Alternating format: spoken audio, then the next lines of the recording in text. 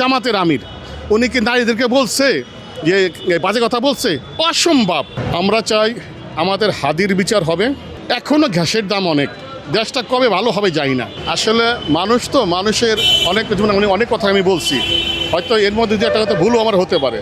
এখন আপনি যদি ভুলটারে নিয়ে লাগাই দেন, তাহলে যেমন এই একটা কথা জানি না আপনার ছাড়বেন কি না, কী বলে যে আমির হামজা বলছিল, এক মহিলা বলছিল তোমাদের কোনো সর্বে ভুল নাই।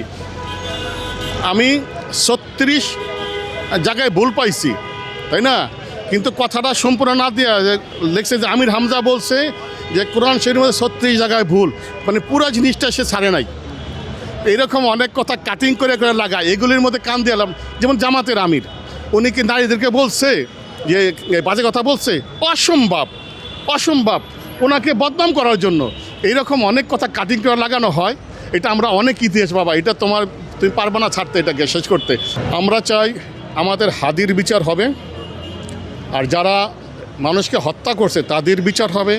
আমাদের শহীদ পরিবার যারা আছে তাদের পাশে সরকার দাঁড়াবে, তাদের মায়েদেরকে বাবাদেরকে সান্ত্বনা দেবে, তাদের খোঁজখবর নেবে, সুন্দর একটা বাংলাদেশ গড়বে।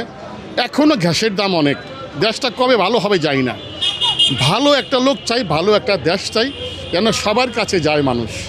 সরকার এটাই চাই।